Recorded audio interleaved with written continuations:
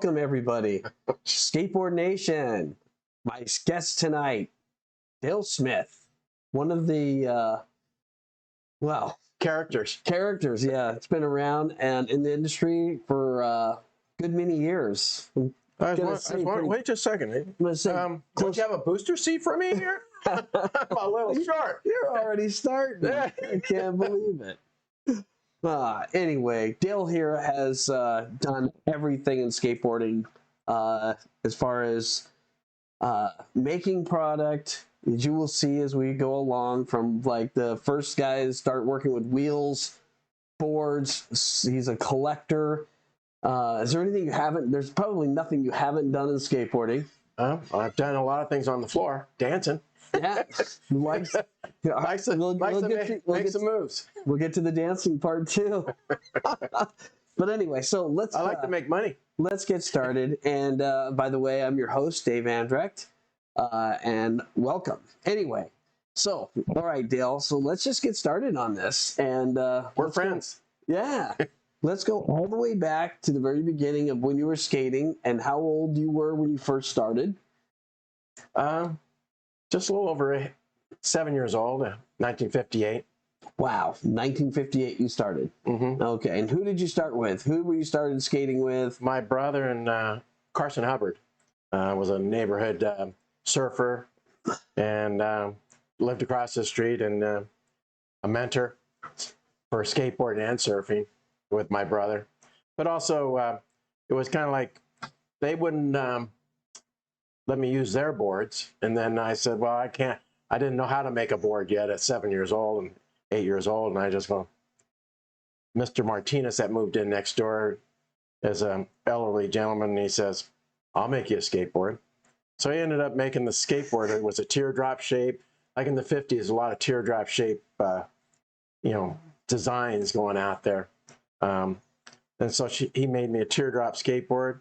Started painting it up. I asked him, what are you painting it for? And he says he had all kinds of different colored paints, and he all mixed it together. And then it ended up that he was thinking ahead of the game, because he painted it like the movie Blob, The Blob with Steve McQueen. And so he painted it all up, and I said, well, I went to get it. He says, oh, I'm not done yet. And he gets out a little paintbrush and paints on the Blob on the top of the skateboard. So that was my first skateboard. That was like your first with graphics. With graphics. Real graphics. Yes. Like not like your standard graphics of back in the day when they just put the name of the board on it. And that was it, Almost like a Wes Humpston type stuff. Yeah, exactly. And the Blob. And the Blob. Wow. That's pretty awesome. But it wasn't on the bottom of the board like Wes's did. Okay. He wanted to do a kick turn and show it off on the bottom. Ah, okay. Well, yeah. So anyway, so I made those boards and rode that, and then my neighbors during like the latter part of the early part of the '60s, we started making a skateboard team and going around all the schools that we had in our area. All right. Well, you're 7 or 8 or 9 or 10 at the time. 11. 11. Okay. Yeah, so it moved slowly. Just riding a bike, just taking the skateboard and ride a bike to the school. We rode to the school because it was so close. Okay. Not like today when kids have to be bused to school. Yeah. Or mommy pick them up, and I guess going, no, I don't want mommy to pick me up. I'm walking to school myself. Or skateboarding to school. Your mom, you think she would have given you a ride anyway? Probably not. She's a walker, man. Oh, she's a walker. She's like 90 plus years old, and she's still out walking every day. 97 and still walking. Man, 4 blocks a day. That's fantastic. Living on her own too. Yeah. Besides me taking care of her. Yeah. And my brothers. Yeah. Well, everybody helps out, I know, but that's good. Okay, so because I was going to ask you like how you got around to all the other places. Like Long Beach had its own little. You guys had like your own little spot. Okay. Yeah, but it was really not anything like Palisades and up in Hollywood and the hills where the 60s other skaters were actually riding their boards. Well, I read something that kind of blew my mind, and that was that there was over like 50 or 60 million skateboards were sold in like a 2-year period in like 1963. Late 63 through 63, 4, and 5, actually 3 years. And, yeah. And what happened after that was actually, especially with Larry Stevenson, McCaha, and Hobie Alter during the Hiltons and the companies that were major in that Nash Skateboard Company and a few others that were in there that were making boards. They were making them, and then the insurance and people started breaking their arms and things and getting out of the way, so the government shut them down. Is that what happened? The government shut all the cities down, saying, hey, too many kids getting hurt. Yep. Wow. Then the insurance policy started going up on the skateboards. Interesting. Well, I it's funny you say the Nash company. When I saw that, I always thought it was Eric Nash's company. Oh yeah. A lot of people thought I didn't, but I just I heard, oh yeah, Nash skateboards. And then I just assumed it must have been Eric Nash started his own company, but this goes way before that guy was even born. Yeah. So my bad. I didn't know it was that old of a company. They were a hardware company, and they also made water skis. Okay. During that time. Okay. And they're pretty late 63, 64 that they started their run. Okay. And I don't think that, I was checking a couple of things, and I think they're out of business after all those years, but I could be wrong, but wow. But I'll find some more research on it. Yeah, well, you're the historian, so I figured if I don't know. Yeah, you don't know it. I know Charles Nash has passed away, and Keith, a guy that was working for Charles Nash, he went to college and came back and took over the company. Okay. So it's pretty neat to find out where all these companies gone and how they made their monies, and they also did other things, like sport. The one that surprises me is Sport Fund that did the Black Knight. Okay. Everybody talks about the Black Knight. I have one. And the Black Knight was actually part of a company that made recreation, kind of like school parking kickballs. Oh, really? So they were doing all that. So they figured they jumped on the skateboard market. They jumped on the skateboard market. Interesting. Well, smart. Because they sure sold a lot of those things. That was one of the coolest boards back then that I remember. Mm-hmm. As far as whatever, there's a lot of their cooler boards, but they made the Boss Man and a few other, the Streaker. Okay. And kind of stayed in that 60s. That Streaker wasn't it red? Had red? This was a Streaker was kind of like a Flash Gordon kind of. Okay, yeah, but it was red. I think it was in 67, 68 when there was streaking going on. Yeah, the college kids were streaking. Yeah. Yeah, those 60s guys. Oh man, I tell you. Streaking. Oh, that's great. But the Nash company ended up making the Duke skateboard. Oh, really? Duke Hanamoko skateboard. Okay. I saw one. In fact, Stevie Caballero, I just was watching a thing on Steve the other day, and he has one of those. Oh, yes. I don't know if you knew that. I helped him find quite a few of his boards. Oh, did you? Okay. I introduced him to other collectors. Okay. I says, hey, you need something? I'll get it. I'll help you. Yeah, okay. I'm always willing to help a skater. Absolutely. With maneuvers or whatever. There you go. Well, we're going to get to that too. So this is going to be a long No. No, I'm just kidding, man. It's going to be awesome. What's that? Oh, there's boards up on the screen right now. That was just a portion display somebody commissioned. But isn't one of the boards you guys were talking about, isn't there? Because I was looking at that. I'm not sure. I can't. Yeah. It's kind of hard to see here. Yeah. It's kind of hard to see. Yeah, it's we could just say it is. A 3x3 picture up there. Oh, sure. That's up there. Yeah, there it is.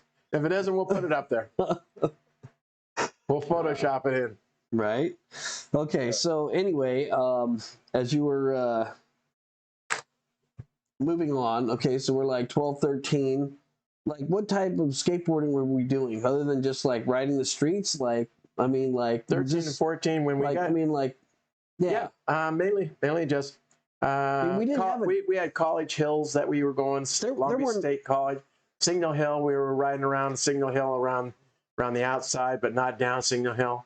Okay. And when Signal Hill was, they had Model Ts going up and up. Model T. They had Model T races going up the hill. Later on, Wow. the skateboards came down the hill, but that'll be later on. You're going on the decades, Yeah. Well. Okay. I was going to ask you about that. So when you started, though, your first board had clay wheels, metal wheels. metal. Metal wheels. Okay. And then loose ball bearing composite wheels, composition wheels. Right. The composition wheel, there was amazing that during the 50s, the roller rinks started coming out they had maple wheels that were loose ball bearing. That the Ware brothers made a cone race, and the outer race came in and closed up, and you had a D washer and then just another nut. So they came apart all the time when you're riding. Yeah. And so the roller rinks had maple wheels because their rinks were made of oak. So the maple would wear away and the oak wouldn't. So and then they came up with hard rubber wheels, same cone race, same bearings and everything. And that maple wheel, that cone race was actually done in 1940 by the Ware brothers, and then the bearings and stuff like that. It's amazing how time changes a lot of things because of the war, because of ingenuity, and all these ideas come along and they always make them better. Yeah, absolutely. Okay, well, do you remember, you spoke of those wheels, and those are the first wheels that I ever had.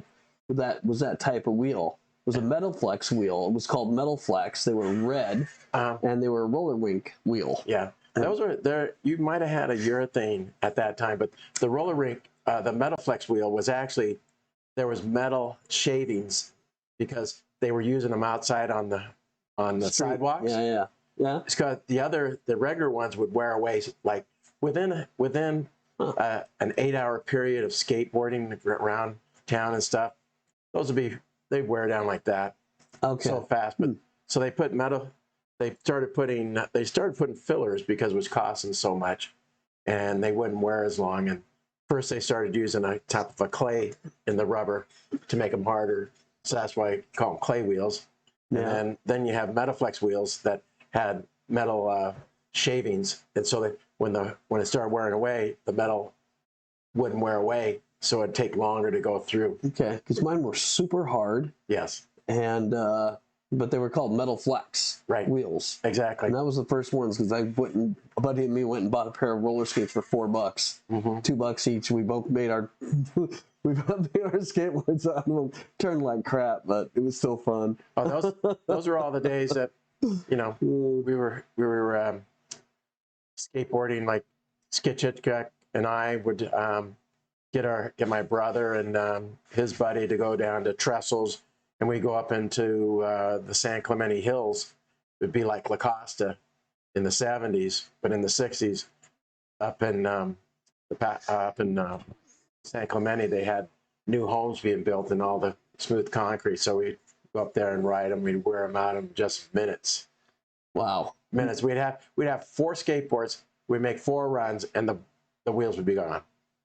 That gets expensive. Oh yeah. Okay. And then we went surfing. And then you'd go surfing. Yeah. All right. Down in Long Beach. No, that was San Clemente. Oh, in San Clemente. How'd you get down to San Clemente? With my how brother. old are you now? With my brother. And how old are you now? 71. No. I mean, how old were you at that time? Yeah. Hey, you want to know what I see the moment there. I've been doing that. So what I mean is like, okay, you're down in San Clemente. You're from Long Beach. Oh, That's about an hour drive. Okay. 15 years old. All right. What kind of car were you in? We were in a Volkswagen, but they were driving. Okay. In a Volkswagen. Surf racks on top, like yeah. Okay. I'm just trying to get the picture here. That's all. You know. Yeah. And so that was pretty cool to have your brothers being able. Friends are taking you surfing, skateboarding. And the reason why I'm just trying to go way back on all this is because, like I think that you skated at that time and like a part of the most innocent, coolest, best time for skateboarding ever. You know, I mean, I remember skating, and I'm talking like '73 for me was probably like the first year that I totally remember. Right. You know, and I was 13 years old, and I just remember like, you know, I had actually urethane. I had urethane wheels. I mean, I had a clay wheel board, but it was nothing compared to the urethane that we were doing. Mm-hmm. And but it was still like I saw the pictures of, you know, the kids wearing the big broad, wide strip shirts and stuff like that, you know, and just doing stupid things. So like I know that you know, I got some pictures of like stuff, and this is in this early '60s too. Okay, well, anyway, so I just remember all the broad shirts and like the corduroys, and I mean, hell, I was wearing Wallabies back then. Remember Wallabies? Yeah. That was like the super popular shoe, not for skating, but it turned out to be a great skate shoe because it was just rubber on bottom. Mm-hmm. But anyway, but I just like we've got some pictures of back in the '60s, and I just look at this and think like how cool it was back then. Okay, as far as skating goes. And, you know, like kids, I mean, you sell 50 million skateboards in like a 3-year period. That is phenomenal sales. When you had the first skateboard, August 1960, when they put the name on the skateboard. Okay. Before that, there weren't any names on the skateboard. It was Ski Skate. And they made the first skateboard, but when they came to the advertising, they sold more skateboards than anybody in the first advertising. Well, the Ski Skate had metal wheels, right? Metal wheels. Yeah. Okay. And it was just, and roller derby copied the red, no way, the round nose and the square tail. Yeah. I thought it was the same company. No, not at all. Wow. And everybody says, "Oh, roller derby was the first skateboard." Yeah. Oh, I'll bet you. Yeah. How much money you have? I'll show you. I'll prove it to you because it's in the archives that it was August '60 that was first used. Wow. On the name, and the roller derby is actually '63, late '63. Okay. 60. Yeah. So like, you know, and I sit there and I look at those pictures that came up as far as like they were at the college city parks and stuff like that where they ran. It was in probably one of the earlier black and whites were probably with Life magazine. Yes. Articles in Life magazine. I stole it right out of there. Yeah. Like right there. Yeah, like right here. This isn't exactly. Life. This is actually kids in New York back in like 1963 or 64, somewhere around 64, there. And, you know, I mean, I had a picture I really wanted to show because there's this one picture where the guy slammed super hard and his hands were all cut up and stuff. And I was like, I remember that. Oh, you know? That's how I got my name. We'll get into that. We're going to get to that. That's right.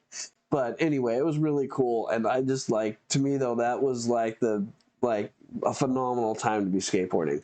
You know? I think any time, the first initial feeling of like my grandchildren, my son started at 18 months. Yeah. In a magazine doing a wheelie at 22 months. Yeah. So in Trans World, but there's nothing like the feeling until you fall. Until you pay the piper. It's a free ride. The wind's blowing in your face, unless you're old and you can't feel it anymore. You can't feel the wind blowing through your hair because you don't have it. I don't have the hair anymore. It's in my whiskers.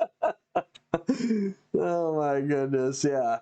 Anyway, so as we are progressing here, how old are you in this shot that we have up probably right there? 24. Oh, okay, so that was a little bit longer. That was the second, like the second go. Were you right? Like the third generation. It was like the 50s, 60s, and then this was 70s. I didn't know we jumped ahead a little bit. Where is that at Carlsbad or is that skate?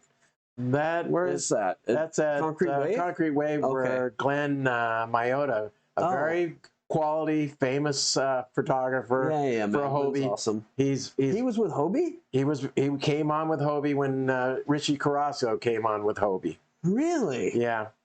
Jeez, man, I didn't know he was that old. And he should be in the skateboarding Hall of Fame. He should be an icon. Yeah.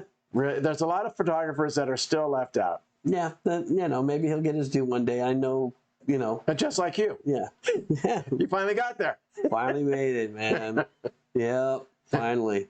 But anyway, as far as it goes, though, like, okay, so you're 60s. skateboarding. Like, how did you get in? How'd you get sponsored? Who sponsored you? Like, who were your first sponsors? I mean, was it a surf shop? And no, it was actually it came around with Skitch Hitchcock again. We fell apart. We split ways. He moved to Laguna and he started skating with Hobie and Hobie Alter and Duran and Mike Weed and some of the guys down there. What happened was I was working for Cormier Chevrolet, and the girl I was dating, her girlfriend's younger brother, be known as Wally Inouye, Tom Inouye. Oh, and, okay. And so she asked me, she said, we're just going to go over there tonight and have some dinner. And I pull up, and Wally's on a clay wheel board, and I'm just going, give me that board. And so I started skateboarding. He goes, wow, where'd you learn to skate? And I've been skating for a long time, son. You said that to Wally? Yeah. Oh, boy. And he says, can you do any wheelies? I says, yeah, nose wheelies, tail wheelies. And he had a hill, so we started drawing down like that. So no more than a month later, the urethane wheel came out. And I saw it on Ion LA. Are you talking about the original, like with Cadillac? Yes. Okay, that was the first urethane wheel. Yes. Okay. But there was urethane wheels prior to that in the 60s, but they never caught on. But the one, Frank Nasworthy came out with was the urethane was a better quality, a better composition. Man, those things were great. Yeah. And so, so I saw it on INLA and was a newscast, and these guys were skateboarding the Vermont drop in Gardena. I go, that looks bitchin'. That's surfing on concrete. So I told Wally, he says, find out where they're at. I'll pay for it. So Wally says, okay. So I gave him the money. He found the urethane wheels. We put them together, and all of a sudden we're skating on his hill. I says, I'll be back up here this weekend. We'll start, putting a little slalom course down. I says, the slalom racing is kind of fun. And then we found out that within that time period, that summer, ended up being South Bay skate contest was happening.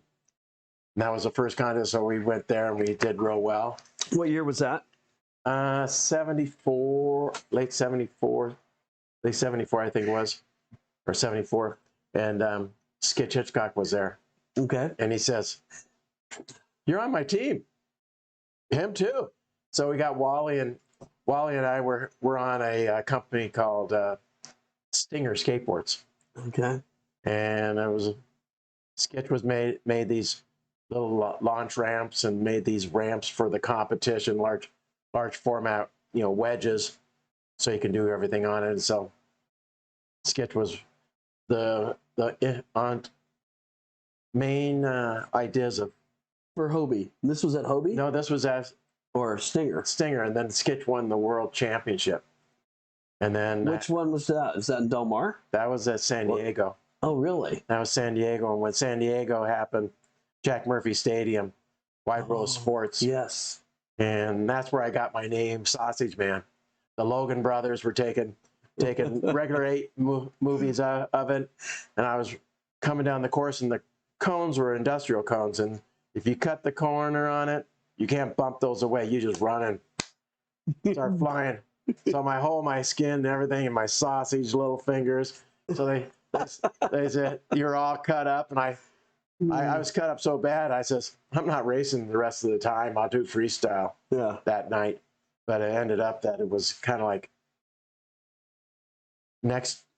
2 contests later, the Logan boys came up and said, "Hey, sausage." They go, "What are you calling sausage?" And I go, your name is Sausage Man now. So wow. that was the that whole Bruce thing. or Brian or That was Brad all. or That was all three of them. all of them, huh? Or all of them. So they were just, we were just on it. So we just go up and Wally and I would go up and follow them and hang out with those guys. Not a lot. It was kind of a short time period, but it was we go up to La Costa, Okay. and that was where basically, downhill racing really became downhill racing.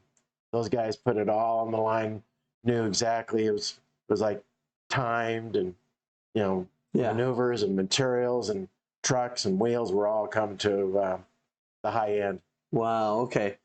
So that's like 75 now. We're Yeah. we're jumping ahead a little bit. Well, to that was- 75. Yes, 75, 76, but 75 was the year that the name came out. And You mean as far as Signal Hill goes, No, or La Costa? No, the La Costa was where the name came out, where Sausage Man came out. Oh, okay, gotcha. And then Skitch Hitchcock with winning the World Championship 75. Okay. So those are some really good days, and a lot of people were the major portion of the La Costa boys. Henry Skolberg, and there's another guy who should be in the Hall of Fame, Skolberg. Yep, I agree 100%. He's top dog. He was a dominator back then. Yeah. And Hudson. Oh yeah, Like, Hudson made it. Yeah. He's already there, but Yeah. Skolberg isn't there. Yeah. Well, I mean, okay, and Hester made it too. Yeah. And let's see. I mean, there's Mike Williams, and He hasn't made it. yeah, he hasn't made it, but another guy who should be up there. yeah, same with Conrad. Yep. Mayoshi, he was one of the original La Costa boys Yeah, as well. I don't know. There's a couple more guys. I can't remember their name. Who else was up there though? Pauling.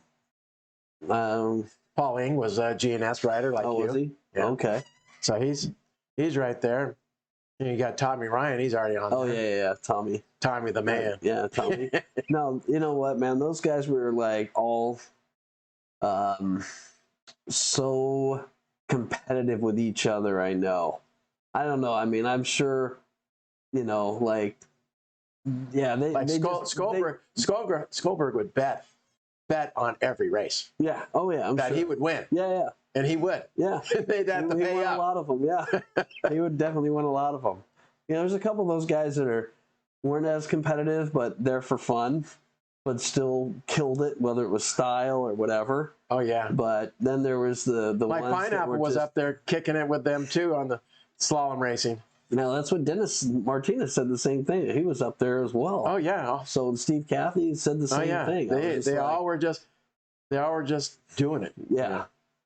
But you go to the La Costa Boys website, then you can see like the names that are on there. And then there's a lot of guys that I thought were part of it that weren't really a part of it. I don't know. It's amazing. The La Costa, without La Costa, it's La Costa was the road to Signal Hill. Yeah. Yes. You had to go through La Costa to be a factor in Signal Hill. Okay, so what was faster? Was Signal Hill faster? Oh yeah, of course. Yeah. Yeah. Oh, yeah. I mean, I know La Costa. That thing was freshly paved, though. That thing was like perfectly smooth and super fast, but it wasn't as steep as La Costa was. I mean, as Signal Hill. Mm-hmm. Signal Hill was that was just dirty. That was just like, in my opinion, absolutely stupid. And I know like a couple races that they had that I could have gone to, and now looking back, you should have gone. Yeah, I should have gone. You should have been. And I didn't go. Signal Hill today? Yeah. Oh yeah. That blew my mind. It's got trees in the middle of it now. And they have a divider in the middle. And I don't even know if they skimmed the top of the hill to make it less. Yeah. That's one thing I need to do history on. Yeah. I got to see what did you do to here? Dale, you drive up there 3 times a week. Yes, I do, and I go by there. I know. One of these times we should go up there and check it out. I would love to go up there with you and do it and just stand there and just to remember all that. There was a movie on it. What happened to that movie? That It's still out. It's still Is it? online. Oh, okay. You We'll put a know, link to it in the description. yeah, and the boys did. I did a display, historical display of. It was called Road to Signal Hill. It was part of Lacoste, part of the cars and skate cars, and also John Hughes's knee board and some of the other boards that were used that knee board. And all of a sudden I see some guys going, well, we're going to do a movie on it. I go, well, I got it all here. Yeah. But they did a great job. Yeah. They did a study of all the riders and everything. Yeah, I watched the movie. It was awesome. It was cool. It was. But anyway, I just should have been there. I know I should have been there. I went skating. Yes. I'm like, I think like one of the times I went to Carlsbad skate park because I figured if everyone's over there, then I can skate. Everyone's going to be at Carlsbad, but I was wrong. Right. The place was still packed, so but whatever. And I had a friend of mine that was an avid skater with me, and Michael Williams was there. Yeah. Your buddy. Yeah, and he was on the top rank of all the downhillers. Yeah.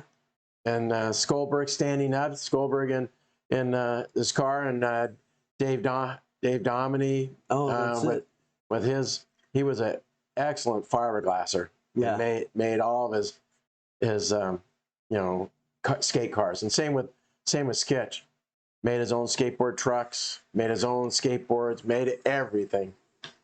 Wow. He's such an entrepreneur on his part. Oh man, you name it. Those cars that they did back then were insane. It was like rocket scientists right there developing all those cars. You had the other ones that said, "I'm just going to lay down on a board, and I'm just going to put a 1x6 or a 1x10. I'm just going to make it." And during the first 2 years were really kind of like wow, and then all of a sudden they're making these boards, and all of a sudden Sam Palucci, he was a longshoreman, comes in with a 4x4, 2x6, and he comes down and he has tires for shoes, worker shoes, and a helmet, goes down and beats everybody. Never heard of this. Yeah. Oh yeah. He was the man. 2 years in a row. It was just like he destroyed everybody. It was just like a 2x4. It was like orange crate scooter, but lay down scooter and just laid on it. A luge. Unbelievable. And yeah, Sam was amazing longshoreman.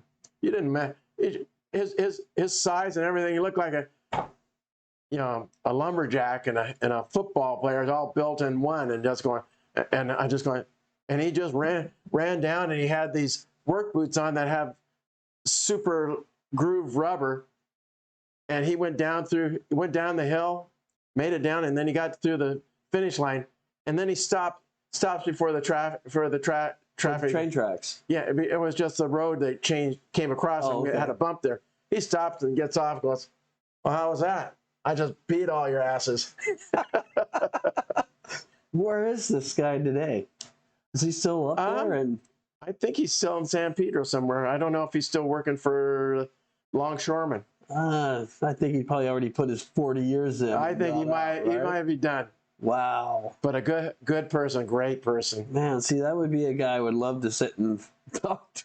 Oh. Well, we'll have to see if we can get him on the show. Yeah, so he beat everybody? He beat everybody. Everybody didn't even know that he was even showing up. Somebody talked about some guy that made a skate car.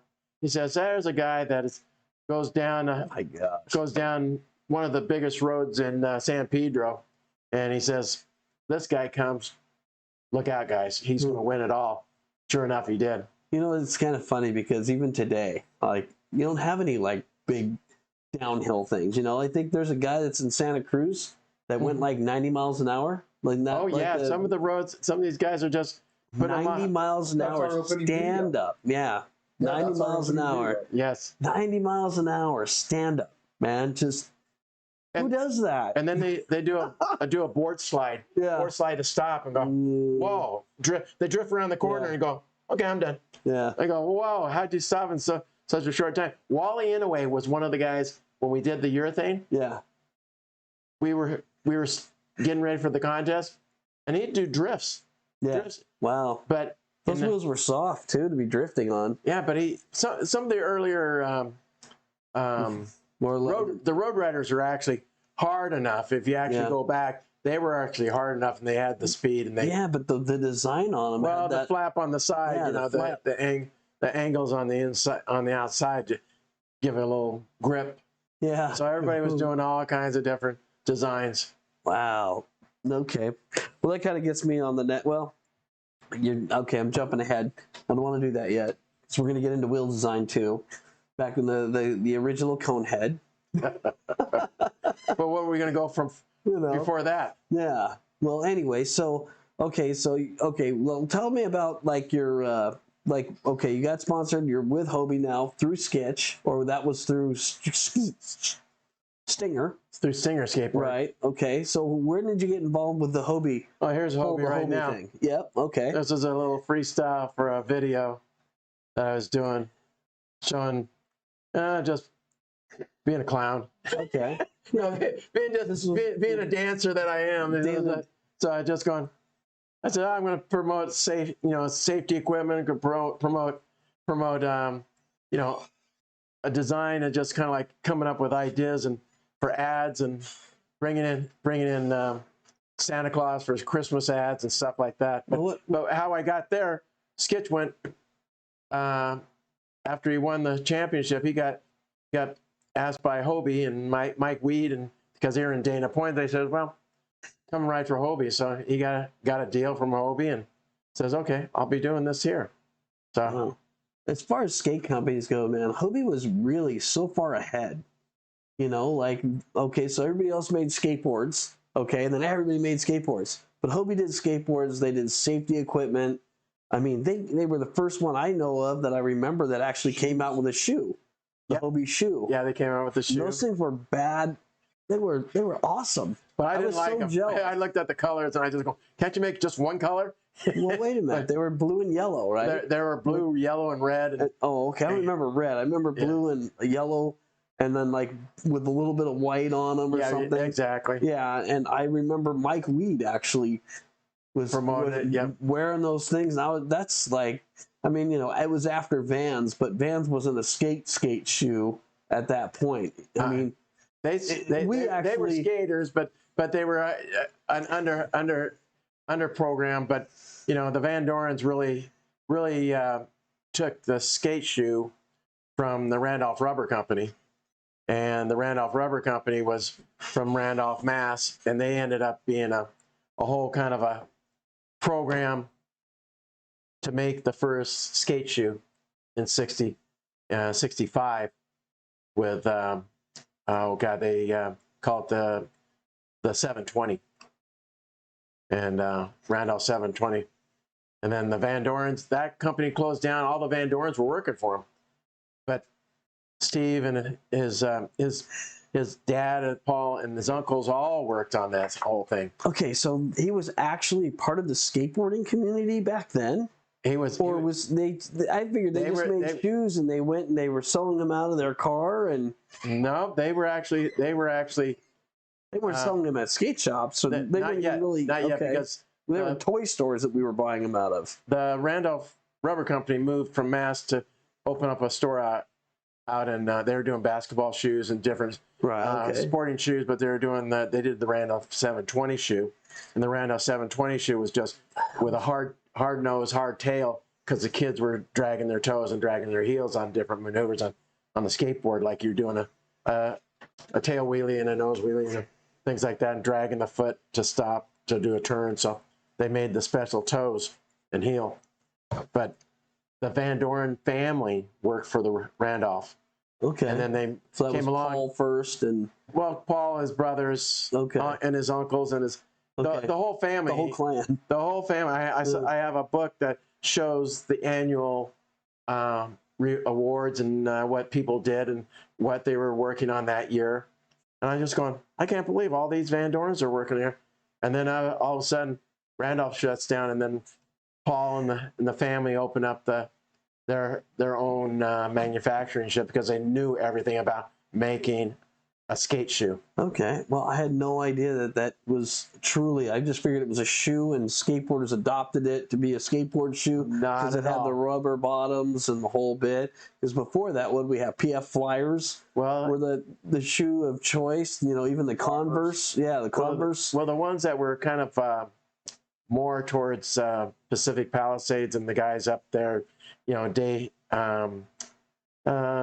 and Stevie Hilton, the John Freeze that just got his been nominated for, you know, into the Hall of Fame, and they were skating up in the Palisades, and the Sperry topsiders were, because they flexed so much and they had the grip for the. That's another one too. That was the same thing. Sperry topsiders, and they were all looking for that grip, and they had those. They were like deck shoes too. They were a deck shoe. Yeah. So they were the, you know, PF Flyers and the Keds. Yeah, Keds had it too. And then, but basically, the Van Dorns really took effect, and they could make as fast as they want to. They could make them any style, any shape, any color. Yeah. And blew it up. They blew it up, and they did a great job, and they're still doing it today. 5 billion. Yeah, amazing. Hand it to them that, and they were there during the whole time of the growth of the 70s with Tony Alvin and the boys. Everybody. I mean, you know, that's another story in itself. Yeah. I just remember, you know, the Vans thing, and I didn't know it was made for skateboarding, and that's what they did on it. It was made for skateboarding prior to when they came into exist. Because I remember, my first shoe that I skated in were Stan Smiths. Okay. That was the first skateboard shoe that I rode. You know, because that was the cool shoe, I guess. Jock shoe for it's school. Whatever you could. But they had the rubber bottoms too, you know, and they had the little dimples in them and the whole bit. So anyway, all right. Well, kudos to Vans. I didn't know that they actually started as a skateboard in mind type. They were company. They were in a their whole picture wasn't all that, but there was other aspects of their company going that way. It seemed like a proper move ahead, because all the people that were working there, the Randolph Rubber Company, couldn't support all the, you know, all the people that were working there. So they said, we know this, the vulcanizing of the rubber, that style of shoe is, you know, a deck shoe or it's a vulcanized shoe. Yeah. Okay, interesting, man. Well, that's good to know. I had no idea. Okay, so anyway, then let's keep going forward here. I can tell you something else about the Vans. Do it. On the next grade of where we're going, next decade, or with Hobie. Okay. So it was when I came to Hobie, I started doing the whole manufacturing. I was back behind the scene manufacturing. Okay, design. this is you doing moving forward. Yes. Okay, well let's stick with where we're at. Demos. Okay. Yeah, let's stay with the skateboard side here real quick before we get into that, because man, I know it's like 10 pages as far as that goes. So anyway, then all right, I just trying to get like the skateboarding. You kind of get the feel of what it was, what you were facing, because I mean, this is the beginning, man. In my opinion, the '60s. I mean, I know, when was skateboarding first? What was the first time, you know, people started like skateboarding? Like that. Well, you're the historian guy, so I go back. There's a patent in 1919. A patent? Yeah, okay. A patent for a sit-down skateboard with a foothold, and they do like a scooter. Well, like you sat on it. Okay. And it was like, it seemed like it was the way the drawings and the patent drawings on it were actually it was a sit down. Maybe a kid had broken legs or had some problems. Okay, gotcha. And there was an area where the skate was, so it was like a square part, then an extension, and then your feet hung out there, and you sat on it and you pushed it with a stick. Okay. Kind of like a paddleboard, but that was in, I want to say 19. Oh, that could have been 9. I'm not quite sure on that. Come on, man! I want the date. Gotta have it, man. I got it on file. But then you go to the knee coaster. That was 1919. It was a handle. You sat on it, but it was larger wheels, but not. It had the skate trucks and everything, but it was a larger. Do you have documentation of this stuff? Oh yeah.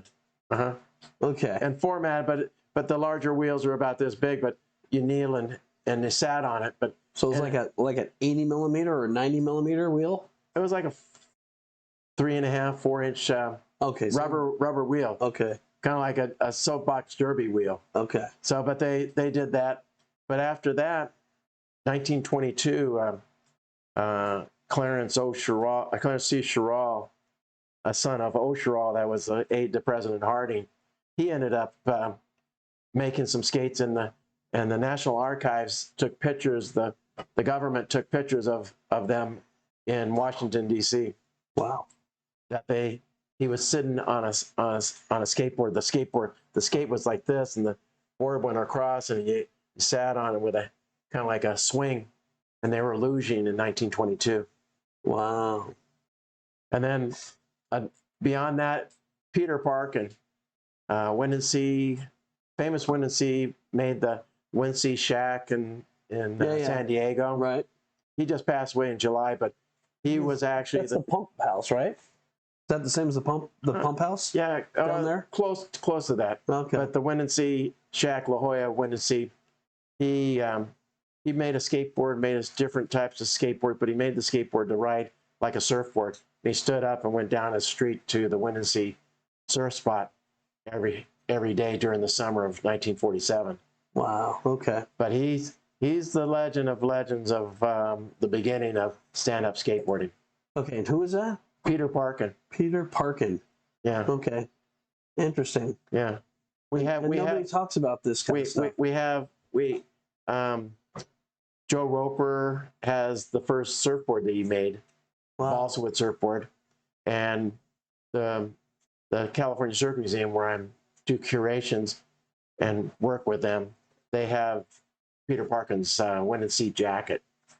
Unreal. So a little history on that. Yeah, I mean, the first stand-up guy that it's notable, like unless somebody can tell me that's somebody wrong. Before that. Yeah. Well, yeah, I know somebody was probably in LA doing it, going to Muscle Beach down in Venice or something, Dogtown. So I didn't say it. Whatever. Yeah. I'm just saying. But no, there's pictures of scooters that back in the Orange Crate scooters, a T-bar. They call it a T-bar because it's a vertical post with a top handle, so it's a T. Right. T-bar scooter. Right. And then the Orange Crate is the Orange Crate or a crate scooter. Okay. I have documentation going back to 1901 on that. So that's a skateboard. Yeah. You got to make a skateboard before you make a scooter. Well, my grandmother had one. Yes. And I know when I was like 7, 8 years old, going over to her house up in High Point Street in LA.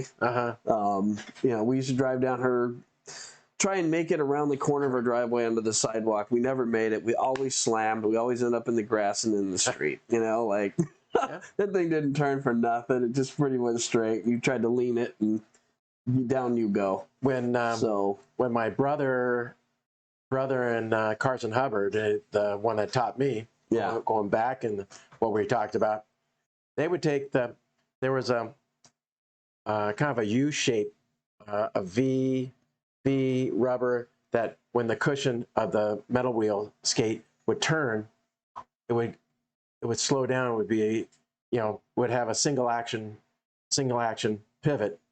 So what he would do would take the keeper pin out and take the pin out and take out the rubber and take razor blades and cut in a vertical, kind of like this would be on this side. Just put grooves in it. Put grooves in it so when it goes like that, it would slow down as it Wow. did like that. So, and then in the back, he would take out the whole piece. So it'd take actually, you'd ride on the, like a surfboard, you'd ride just on your front foot, start riding, cruising on it. So the evolution of modification goes back to like 54. Like my brother and him were skateboarding in 54.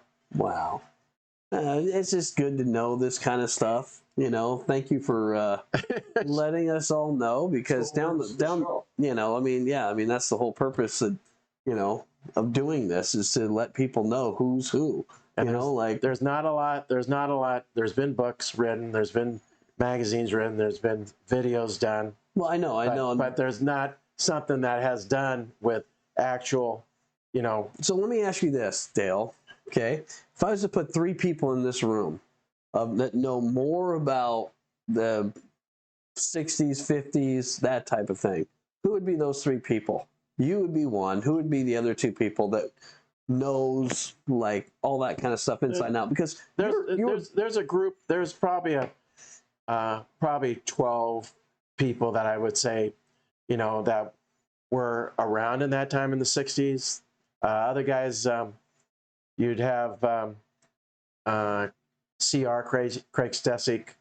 You have Jim Fitzpatrick. Okay, stop. First of all, okay, Stesick. Yeah. Okay, he was skating back then. Yeah. Okay. I'm not sure what the date he skated, whether it was in the 50s or 60s, but he was a. Well, Stesick. It goes way back. Yeah, but I didn't know Stesick was that old. Yeah, he's that old. Is he really? Uh-huh.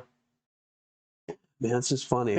I still see him as like a 30-year-old, but you know, we all know that ain't right. Uh-huh. No, I'm just saying. Like, but Jim Fitzpatrick was on the Makaha skateboard team, traveling. Yeah. I remember traveling to Europe and everything, and he's very knowledgeable. Ray Flores. Okay. Is very knowledgeable. Ray would be another one. Who was Ray with? Who was he skating for at that time? He skated for Hobie. Oh, he back was. in the 60s, okay. 66. I was going through all your stuff. His pictures and names and everything kept coming in all the time. Ray Flores, you know? Yeah, Ray would have been somebody on that. Dennis Schufelt. Yeah, Dennis. Dennis is a very knowledgeable and very, you know, researched. You know, and he's doing some on a book and a movie right now. He's working on things. Okay. I would say Todd's knowledgeable, but I don't think Todd Huber. Oh, okay. Yeah. Well, but Todd, with all his knowledge, but I would say he has archives that tells a lot about it. Okay. But there's a series of other people from some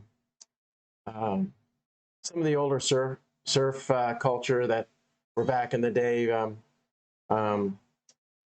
Woody Ekstrom just passed away, but his younger brother, Carl Ekstrom, very famous surfboard shaper, he has that knowledge he knew Peter Parkin when he was at that time. So and Carl Knox from 48 was Peter Parkin's best friend, that Peter Parkin introduced him to skateboarding because the parents were Christian, you know, they go to church together and they end up being neighbors, and so it ended up that they were hanging out, and then they moved in, and they had their boys, Peter Parkin and Carl Knox, started going, wow, what's that? That's a skateboard. Yeah, this is how you ride it, this is how you make it. So it's pretty neat to have those stories, but I think there might be stories around that time of the late 40s, early 50s, 54, just with Carson Hubbard, and there's other guys. It's amazing how I think what happened was the guys from Peter Parkin and the guys down that got skateboards from Peter brought them up to Santa Monica to surf Long Beach and also San Onofre, and the guys from the guys came out of San Diego, San Onofre, and the guys from LA came to San Onofre, and then it started spreading up the coastline. Okay. And then like the other person would be Pat O'Neill. O'Neill surfboards. Yeah. There's actual photos and footage things of metal wheel skateboards that they were at their Santa Cruz area. So you have a lot of little things in there. There's some actual pictures of that. You know. Is Pat still around? Yes, he is. Okay. As far as I know. Well, no, I mean there was. I think there was. Wasn't there? The dad passed away. The dad passed away. Okay, I remember reading that. So that was a Jack O'Neill. That's it. Okay. Mm-hmm. Yeah, because they did a big article I read about how he was the one who started the whole thing. So, anyway, okay, all right. So, I have a feeling we can talk about this stuff all day. So I'm gonna push up a little bit, and in your career as far as it goes, and as far as skateboarding goes, like you were in. I know you were did the Wide World of Sports. Didn't you have like a little part in that? Like I fell. But I'm sorry, I'm spitting all over myself. Catalina. Catalina Classic. Yeah. Okay. Bruce Brown. Yeah. Bruce Brown and the. I know. Whatever, man. I can't help it. Don't drill. Yeah. All right. Do you need a napkin? Nah, I've got one. I'm wearing it. That's when you get old. Things start drooling. Okay, so anyway, we're at Catalina Classic. So Catalina Classic was Bruce Brown was shooting it. He shot the full footage, and the Catalina Classic was amazing. That was 76. 76, but it was part of my. And you were like 40 then? Oh, pretty close. I'm kidding. So anyway, so I end up. Alan Seymour. Okay. Produced this Catalina Classic, and he such an entrepreneur and very knowledgeable in surfing. He goes in and puts this whole package together with Bruce Brown, Wide World Sports, and it was amazing to bring everybody onto an island and have a party. Yeah. No, I'm sure it was. It was nothing but a party, and kids brought their skateboards, and I don't know if they ever wanted skateboards there again. You know. Yeah, but they did it like 20 years later. Oh yeah. Or maybe 25 years later. It was the Catalina Classic 2. Oh, we went to several times there. Yeah. Yes, we went. But right. But nothing better than the first one. Yeah. No, I'm sure. But the second one, the third one, were great times too. So we were. There was no freestyle. There was all slalom racing. Right. Downhill, slalom. Okay, wait a minute. Oh yeah, never mind. Downhill and tight slalom on different courses. So we did a Russ Howe, several others of us, our freestylers, we were there because we just lived over in Long Beach, so it wasn't hard for us to get over to Catalina.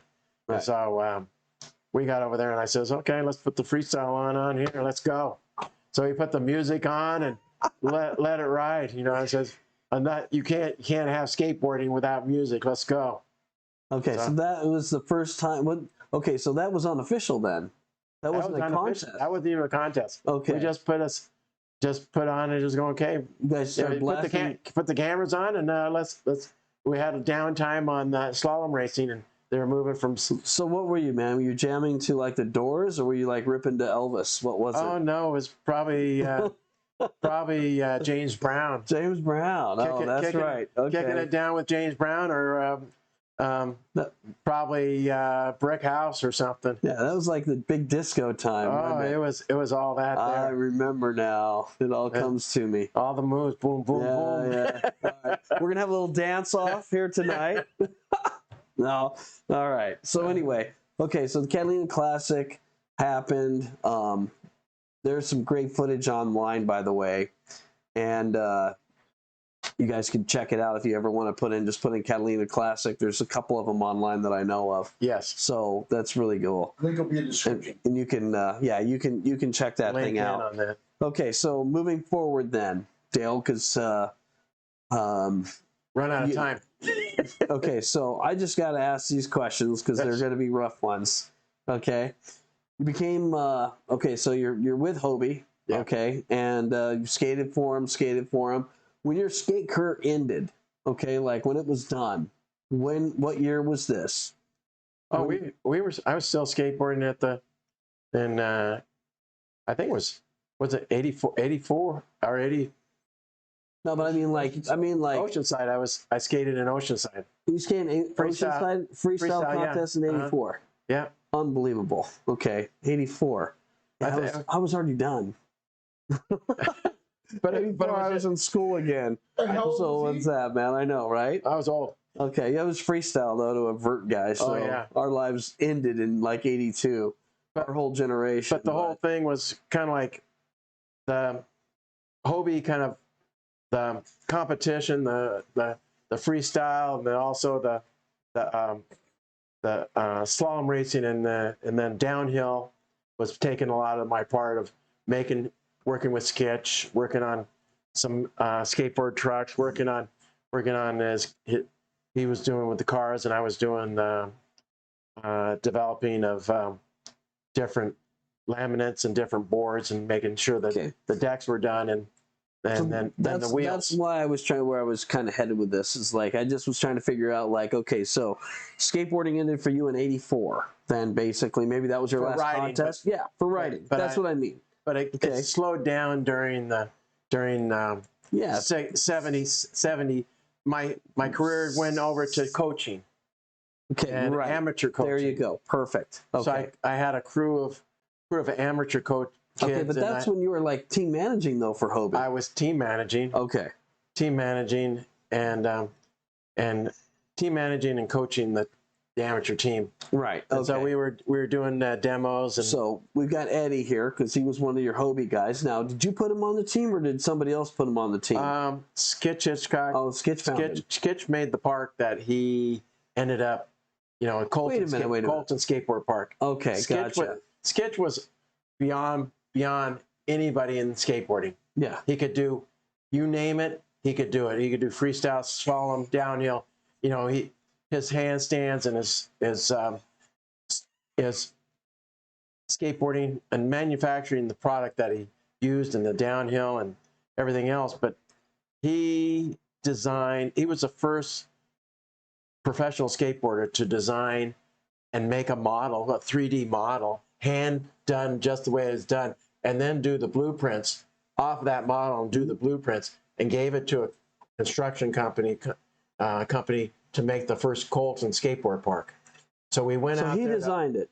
Sketch did. Sketch did. Awesome. Okay, I did not know that. And so the Hobie team went out there to open it up. Okay. When we went out there was a kid, Eddie Elguera, shows up, and he's just he was a park rider at that time. Park rider. He was there before the park was even finished, and he was riding and skating really well, and he was doing some, I don't know what he was doing, some backside air grinds, and he'd fall and he would run it out. He'd just land on his feet. And another photographer, that the designer of all the ads and photography and stuff and graphics was Sharp? Was Buffalo Reese. Oh, Jeff Ruiz. Okay. That actually hired. Jeff Ruiz. That actually hired Glenn Miotta. Okay. And so he was out there, and we were all looking at it. And I just go, look at that guy. It looks like a cat. Looks like a cat. He's comes off that board. Boom. He's back up, ready to go back up. He was wild inside. So he was doing it in the pool, in the old pool, that like old keyhole thing that had no vert to it, which was at the park. Yeah, that pool was just. But it was a great pool to learn stuff in. We had vert, nice vert snake runs. Yeah, that snake run was one of the best. And it went vert, and it had nice edges, and you could do everything on it. So he was over there right then, and his style, his technique, and Jeff goes, let's get him on the team. So he got him on the team. Before we left, Jeff did that, Reese? Jeff Ruiz, and then Skolberg said, hey, we want you on our team. I said, yeah, amateur team. We'll work you castle and stuff like that. Work you in, get you there, and then ended up. Jeff Ruiz named him El Gato. Oh, he was, huh? He was the one. So the Spanish came out, and the El Gato cat was born. The style. Okay. Gotcha. Yes. Yeah. Yeah, I mean, it was it's Eddie, man, and Yeah, he was I Eddie. remember skating and seeing Eddie for the first time at Colton too. So but anyway, no, I was just trying to figure out. So okay, so I did. all of a sudden, then you became team manager, basically, Became correct? team manager, And you started putting people on the team, but you had a heavy duty team. yeah, and Stolberg, but there was the team prior to bringing other people on, and then Skolberg and Skolberg was kind of going after some of the guy like Paul Hoffman and Steve Olson and Charlie Ramson, working up a slalom team that would just kill anybody. Yeah. And then we started going after the park riders and pool riders, Daryl Miller and then DP. and then DP was he lived right around the corner. It was the same time as Eddie. Eddie came on and Dwayne was right there at the factory, and we had a plexiglass ramp company that was inside the building that was sharing our warehouse. And that's at Hobie. Yeah, that was at Hobie. Was that in Oceanside or was that up in LA at the time? That was Santa Ana? No, it was actually Costa Mesa. Okay.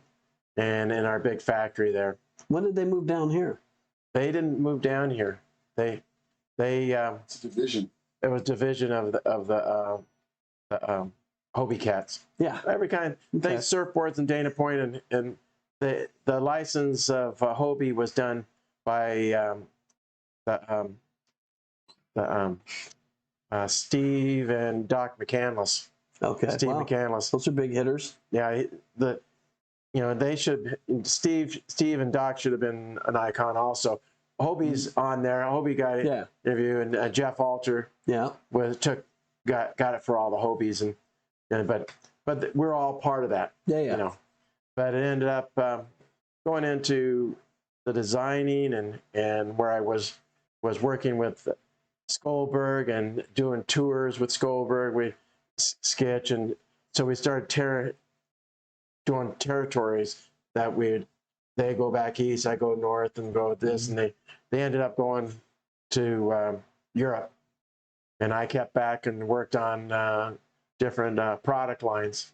A new cores, foam cores with Gordon Plastics that was actually working the same thing with GNS. Okay. And the Fiberflex, the flex boards that we were making for slalom. Okay, so we did that ad with Daryl Miller, the Conehead ad. Yes. Okay. We had single conical wheels, and then we had double conical wheels. Yes. Okay.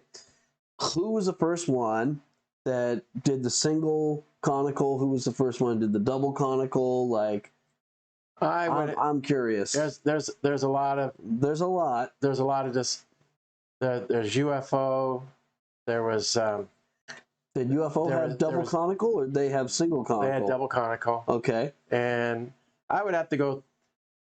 What I do, I go through actual photos and actual documentation, right, to tell who did what when. You got to go.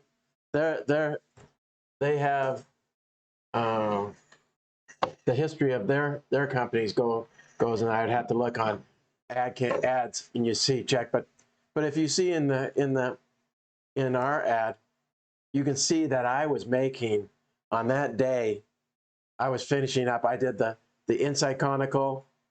We did the claw wheels. Then we had we did the wheels at such an angle. I says, okay, we've got to move the hub in farther. We've got to center hub it. But we were making them just off of existing molds, existing clay, different claw wheels. So the different claw wheels we had was a back race. It was all full way to the back, but they're super fast. The material was really, really good. Yeah, I remember the claw wheels. Those were really good wheels. And we won a lot of the races with Charlie Ranson, Skolberg, and the boys. I think those guys could have won the races on any damn wheel. It did help. They worked on the formula. All three, Skolberg and the boys worked on that formula. they would send stuff out. I said, "Wait, no, it's not quite right. No, it's not quite right." They would do slalom racing. Ranson and Steve Ezel would be up in Badlands testing them out. Yeah. So and Skolver would be down here in San Diego, and he says, "Okay, I got another cruise." What about the guys in Colorado, Ixtick boys? Isn't that where they were from? Yeah, Okay. but no, Ixtick was actually Rick, and those were actually Rick who? It's in what Remember? empire? in an Empire at that they were with Charlie and the Oh, boys. were they? Yeah, They- The they guys were were? the Batman guys. yeah, they Oh, were all Badlands. They I were the thought- Badland racers. Okay, because I have So- one of those boards still.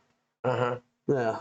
So no, they Conrad Mayoshi was the one who kicked it down to me to ride at the Del Mar contest, bank slalom, the only bank slalom contest I ever rode in. Yeah, I killed it. Yeah. Yeah. So anyway, so the thing is that we started putting a team together, and that ad was showing that the double conical was on the. I basically just finished cutting those that day, Okay. and we wanted to get the ad out to show that the new Conehead boys were Because double conical. there was two conical ads. Yes. Okay. One conical was you and Daryl. Yeah. And then the second conical. The second cone head ad was you Yes. and just you. And it was two conicals are better than one. Yeah. I remember seeing that. I was going to put it up, but I thought Two I cone. didn't realize that I should have put them both up. But But it was just like it was kind of like two cones are better than one, yeah, but it was actually four cones of me looking Yes. at through Yes. it. It was kind of like a spoof on kind of like a deal on see no evil, speak no evil, yeah, hear no evil kind of deal. The way Jeff Ruiz set that up, did it. Okay, but all right. but it was part of the. We did the cheater ad before we made cheaters, kind of the first conical wheel. They're called cheaters because Inside on the inside. on the cheaters. inside. Yeah. So it was called the cheaters, and we did a card game, and so they were using me as kind of like a character actor. Okay. So I was basically kind of like the first character actor. Where did you get of that? skateboarding? Where'd you get that cool cone head at? Oh, we bought them because it was for Halloween, Oh, okay. and Jeff says, "Let's use the cone heads." Yeah. Well, I mean, that was popular '70s thing right there. Oh too, yeah, yeah. man. Oh yeah. No, That it's was on every Saturday Night Live. You couldn't miss. Yeah. Back when it was funny. Oh no, exactly. Oh, I looked at that and I go, "You want me to do this? Yeah. And you want me to put this glue and stuff on my face and put that cone head on?" So let me ask you, okay, as far as like Hobie goes, okay, like how'd that fall apart? Like you guys had such an incredible team. Well, it was insurance policies on parks, skate parks and stuff was everything was building so quickly, and we were doing so well in product and everything. The industry was going so well. So 70, 78, it started declining because of the insurance. The insurance policies were taken, just like in the 60s, took away the skate. So they took away all the skate parks. Yeah, they all went out of business because of insurance. Insurance, Yeah. and that's also the accident part of it.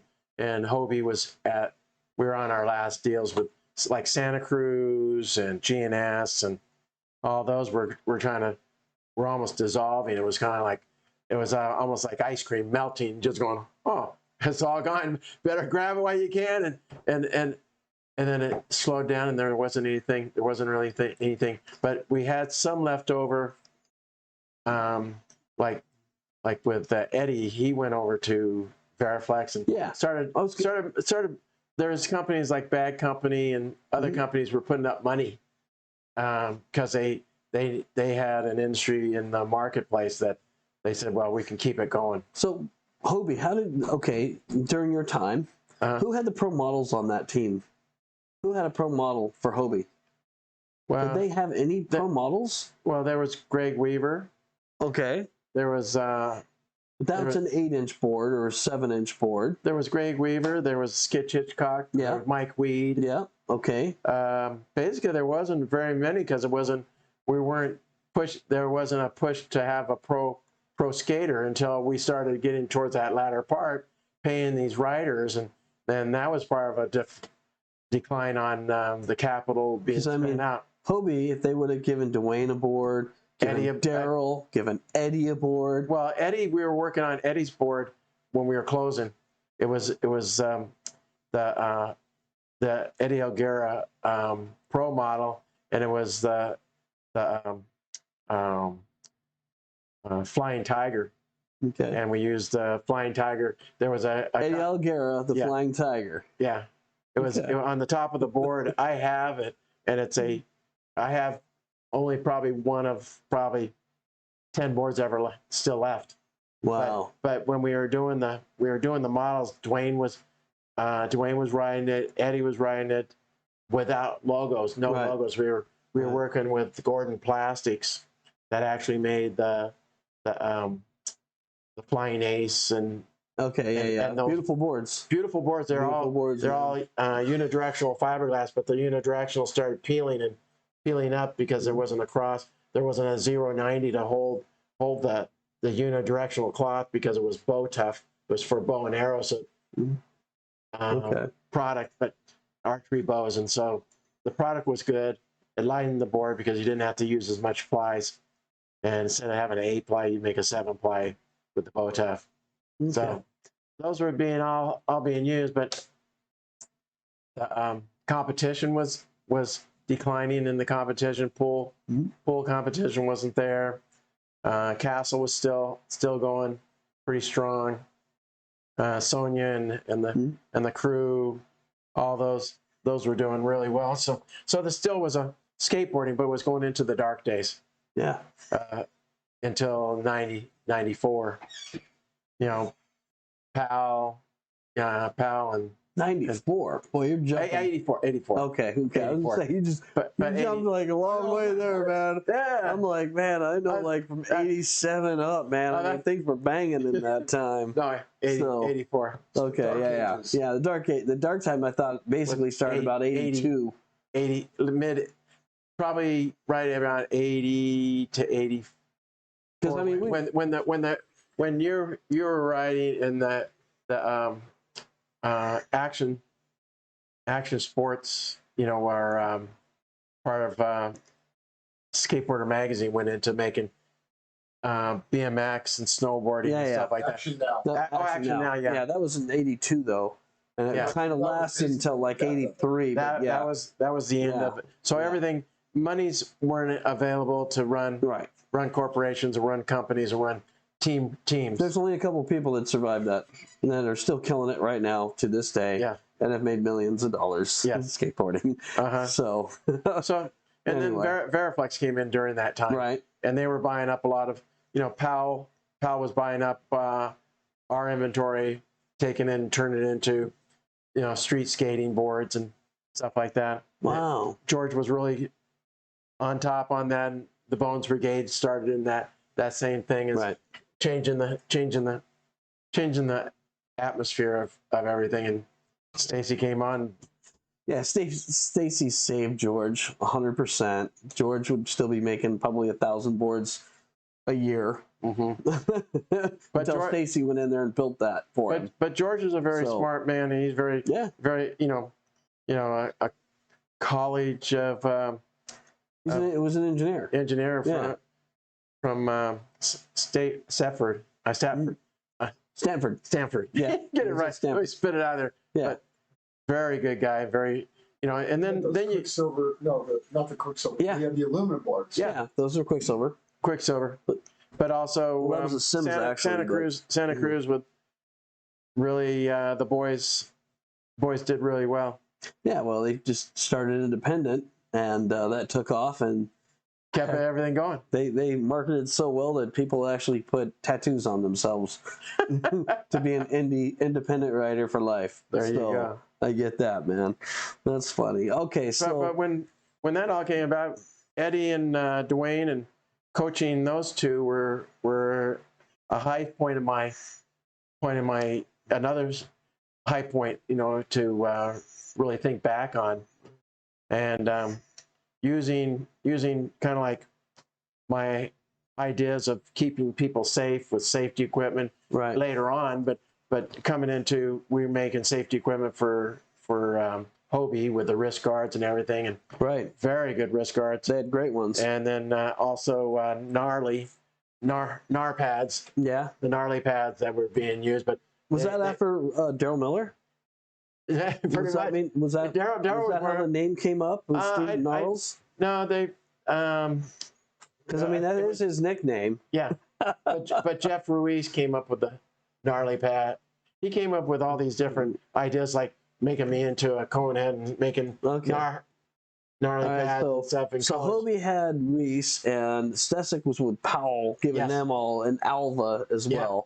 So Stesic was bouncing around. Well, Stacy was the one who was taking him around. So kind of both in general. You know. Okay. But so you're coaching. Eddie. making skateboards and doing all the, you know, making sure everything was done right. And I would, you know, I ended up where I stopped going on tour, doing demos. I was just putting all the boards together for the pros. Okay. And they come in, Charlie and Evans would come in to the shop and say, "Hey, we need these slalom boards." Well, give me a template. So I made the boards. So I make templates and give them over to the other. Which leads me to remember that you, before that, no, it was after that or before that. I don't know what year that was, but you were at Madrid for a while making boards too, right? Well, that was in the after Hobie. Oh, that was after Hobie. Okay. And I was making your boards. Yeah. Well, I know that. I remember you telling me that. That's why I was just I was doing all the router stuff and making all the. Okay. By hand? You're hand routering those boards? Yes. And how many of those boards were you making in a month? If you were hand routering them?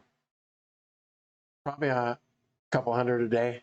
Couple hundred a day. Yeah. Couple hundred a day. So between like me and Lamar's, Bert's and Bowman's board and Fulmer's and Errors and okay. Interesting. Doing all those because Jerry says, "Hey, you want to come work for us?" You know? I wonder how many months. I mean, yeah. Okay. I worked for Jerry probably for a year. Probably. Okay. Him and his family. Because I remember there was Jerry and Jeff and Jim and the rest of the family, the Madrid family, and it was a good time. Just trying to figure out what's going to go on. Okay, you were living in Long Beach at that time? Yes. Okay. And where is Jerry at? He's in Huntington Beach. Oh, he's in HB? Okay. Yeah. I didn't know that. Yeah. I always thought he was Madrid, still pumping out boards. Yeah, man. He's still making a lot of boards. Skateboards, longboards, the whole bit. Oh, yeah. Yeah, he's been very involved forever. He took over the Cadillac name. He did? Yeah. I did not know that. Okay. He's a very entrepreneur gentleman that was a fireman. Yeah, right. So I knew that. Both him and his brother, right? No, Jeff wasn't a fireman. Oh. He ran the company while Jerry was okay. He would come in and out. 3 days on, 3 days off. Oh, whatever it is. Yeah. they worked it. They did a good job. Yeah. Okay.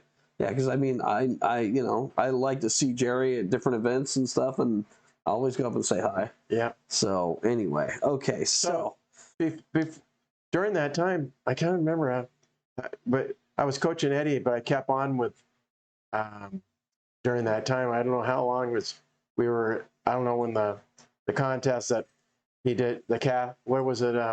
Colorado. Oh, Colorado, and which contest were we talking about? Oh no, it's just like the El Gariel, you know. Oh, okay. The first time he released the El Gariel. The frontside rock and roll, but there's always question of who did what first. Yeah. You know, you got to talk about Jerry Valdez. No, you got to talk about Steve Schneer as well. Steve Schneer. So both those guys. And Steve, we can't talk to right now. No. The poor guy. Yeah. Well. We had a medium. Anyway. Yeah. We could probably have that happen. But my whole thing is like, you know, Eddie did the El Gariel, got the notoriety for it because of the frontside photos. rock. He's gotten the Notoriety for that. But I mean, I remember doing frontside rocks back in the day too. So you know, but being that I'm 2 years older than him, and being that whatever, but it doesn't. I don't even care. But I always tell Eddie, I says, you've been photographed. Yeah. And they say that you did it. Hey, prove me wrong. Prove it wrong, and come back with photos. And you know, photos tell a lot. That if it hasn't been modified, you know, even today you can modify photos. Well, the only photo I have, but competition and that from the same day is, and I don't remember, but it was like November of '78. The magazine, I was doing the Andreck at Big O. And it was at an amateur con. It was before I turned pro. It was like right before I turned pro. Right. And Steve Schneer was doing frontside inverts and frontside rocks, and I was doing backside inverts or Andrecks, and I was doing backside rock, regular rock and rolls. Right. And I was watching him, and he beat me in that contest, and I was just like, you know, oh damn. But I mean, I remember that, but I never took a picture of him. He did a ho-ho there too. Okay, I'm sorry. Steve Schneer did the first ho-hos. Yes. Okay, even though I'm starting to see like people do them again, I'm super stoked when I see it. You know, it's so rad. And also you should be paid every time somebody does an Andreck because in snowboarding, who was famous that would do an Andreck at the end of his run every time? Sean, baby. Shaun White. Yeah. Shaun White says, I owe you a little favor here. Let me give this Andreck hand plant on the bottom edge. I know. I actually thanked him one time. Only one time I met him. And I was like, dude, you did that, Andreck. Thanks, man. It's so rad, you know. But Bryce said, who are you? Yeah, no, he knew. He was very respectful. And but no, I mean, like the Andreck Tampon, I remember doing them on a sim snowboard back in, I don't know, 78, 79 when I first got it. No, I mean, it just had rubber on the top. With your board on it, with the yellow. No, it wasn't even my board. It was a Lonnie top that was on it. And I remember just going up, and we built like little ramps up trees, and we'd go up and I would do on the side and fly off and do it. But nobody took pictures. No, actually, my brother-in-law did. Did they come out? I have no idea. He's like, I don't know where that is. Well, you better find it. We better set it straight. But it doesn't matter to me. Before Shaun White did it, you did it on. No, but he did them. He did real ones. I did fake ones. So compared to what he was doing, right? I mean, he had a perfect half pipe, and I built up a ramp on the side of a tree. There you go. But that's what we did. But anyway, it was a lot. That was before you could ride snowboards in ski resorts. Right. We had to backcountry everything, so we had to walk up and So anyway, but okay, so Daryl Miller. I mean, not Daryl, but Dwayne Peters was on the amateur team, and we started doing. I was taking and going doing amateur contests and some demos, and then Eddie, Steve McCandless says, "Hey, I want you to coach Eddie and Dwayne. I want you to take them to the contest. I want you to, see what you can do with these guys and make sure these things, it's kind of like a manager, but also, kind of like I was a coach. So he paid me my money to do a professional rider. So I was paid professional coach. Okay. So I said, okay, you're paying me for just this. Yeah. I says, okay. So that's a good investment. I just wish they would have given those guys boards back then. And then that would have been paid off tenfold. Mm-hmm. Exactly. So we would go to all the different contests, and sometimes I'd just work Colt at a Colt and just working on routines, breaking up the routines to where the routines were in fragments of 3s or 4s, and then interchange them so the routine would vary so it would look different. So like we'd run 4 maneuvers, we'd have 12 maneuvers, and we'd put the 4, and 4, and then you take the 4, you have like the hand plant in the middle or a foot, a front side rock and roll, a 360 foot, foot plant that we do, or a reverse popper rocker, a reverse caballero, half cab. So we do a half cab into a rock before Steve did his Cavallero. And I says, okay, we're doing ollies back and flat, fakey flat tabletop, and trying to get as much style out of everything. And then Dwayne was always going, I don't do that. I'm not coached by a freestylist. Yeah. What do you mean? You're going to coach me? I said, well, hey, whatever, you know. And I said, I got the maneuver for you. And it was before we did the frontside rock and roll. And I says, and we were down here, and I says, next time we're going to use this new maneuver that I came up with. And I says, I'm thinking we got to reverse everything. So, and I says, so Dwayne, we were at the contest at Del Mar, and we were staying in a hotel, and Santa Cruz says, we want you to ride for us. And all of a sudden he comes up to me and he says, I don't need a ride home. I'm on my own. I says, okay, I'll give Eddie a ride home, and some of the other skaters that we had with us. And he goes, and he is one of the shots in the magazine where he's buzzing his head at Del Mar. Oh, Del Mar. At Del Mar, he buzzed his head, and he says, I'm on the team here with Santa Cruz. I said, so, and then it was all kind of competition between those two guys every time the contest would come up. I thought it was good. I thought that was a great deal. It makes it great for both riders. Absolutely. See, I didn't know how that happened, because I remember when all the Hobie guys got left at Colorado on their one-way ticket, and then that's when they all got swooped up. I thought that's when Dwayne got put on Santa Cruz. I didn't know it was at the Del Mar contest. Yeah, which was before. Okay, because we were ended up, you know, it was kind of like, okay, we're gonna be here, and he said, I don't need to ride home. I'm on Santa Cruz now. I go, well, okay, I'll let Steve know that. Yeah, you know. But it's amazing how things happen. No, absolutely. It happens for a reason. Yeah, it changed their whole thing. So anyway, all right. So tell me real quick about your collection, your board collection. I mean, what you've got? Give me like a couple pieces that are just super rare that you have. You know, Eddie's board is pretty okay. Rare. Yeah, Eddie's board. One of 10 that was made, and there's probably the other 9 are gone. There's only one that I know of exists. Okay. And Dennis that has all the Hobie collection. Okay. Does Schufelt? No, this is a Dennis out in Colorado, I think. Oh, okay. Wow. I have to look up where he's at, but I traded him a few things. Okay. To make my Hobie collection full. Okay. And but I'd say the LX10 it was the evolution of that made the first kicktail. Okay. The patented kicktail. And not the wedge tail, but a kicktail. A kicktail. Okay. First kicktail. Everything before that was just a flat board. Flat board with a wedge. No, it wasn't even a wedge then. Okay. Everything was flat back in the 60s. Oh yeah.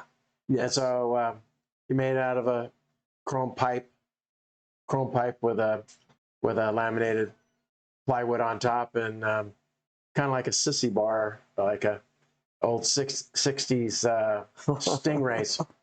Wow. And so he put 2 and 2 together and made them, and then so that would be one, because I have all the provenance on that with paper, advertising, also the patent that got patented with the brass plaque that you get with it. And then that would be one. Probably Greg Knoll, a line of surfboard companies. Greg Knoll? Greg Knoll surfboards. Okay. I have 2 that one they first made. Wow, that big gun. And do you got a surfboard for that too? One of Knoll's surfboards? Yeah. Wow. So you have Greg Knoll, the 2 different ones that he made. You got his shorts as well? No. Those things were super popular, man. Yeah. The stripes, the black stripes. Those things were super popular. But I have L.J. Richards and Linda Benson, the first signature skateboards ever made. Everybody thought Makaha made the they made Phil Edwards' skateboard was the first one.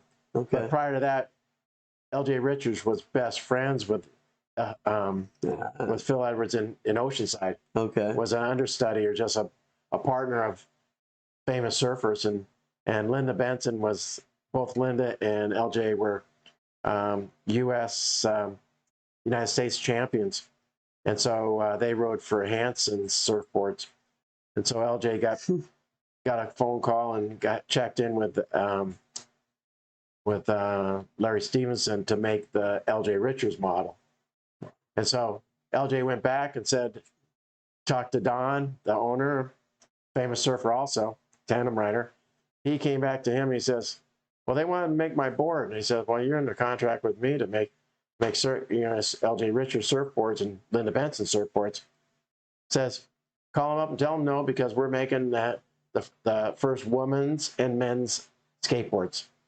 And I have those. I actually have 2 Linda Bensons and 1 LJ Richards. Nobody else I know has one. Wow.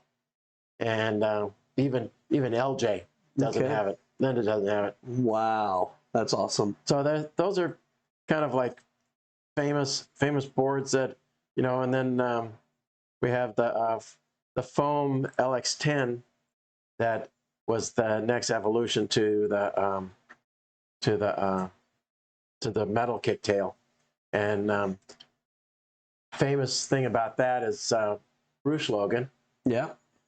The Logan boys again kind of surprised me with my name, and then I ended up Bruce was making those boards, foam, had a foam kind of like a clamshell, they put a piece of wood inside for the trucks to mount to down the middle, and then for strength, and he'd close up he'd pour this DuPont foam, he'd pour it in there, and it'd hard shell the outside.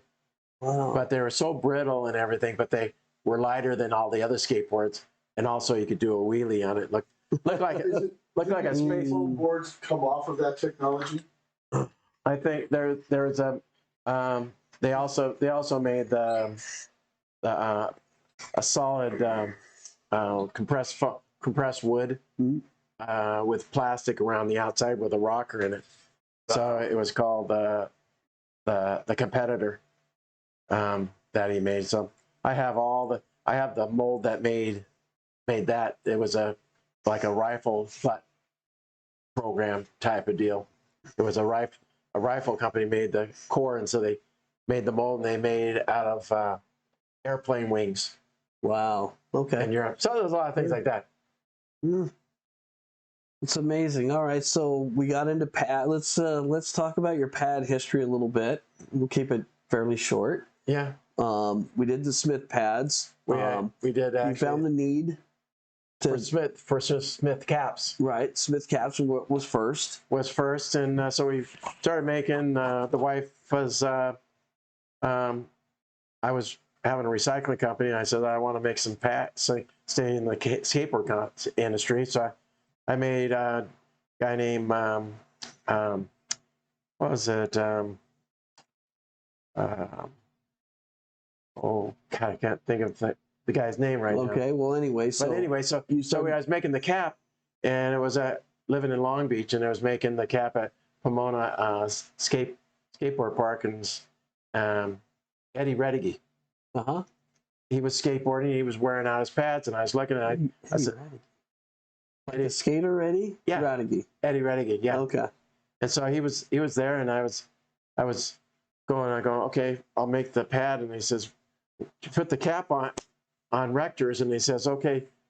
So I made him, and he says, wow, I can knee slide now. So everybody was doing that. I was going, okay, here they are. This is like 87? 84. 84, okay. 84. I'm trying to think of when Eddie was like, he probably must have just turned pro at that time. He was amateur. He was amateur still at that time. Yeah, I was going to say. So he was, and I was just testing him out on different skaters at Paramount Skate Park and the vert riding, and that's a good place. And so I started putting them on kids there, but they took off like hotcakes, and I couldn't make enough of them. Yeah. Well, I mean, it saved it. I mean, that was the nice thing about it.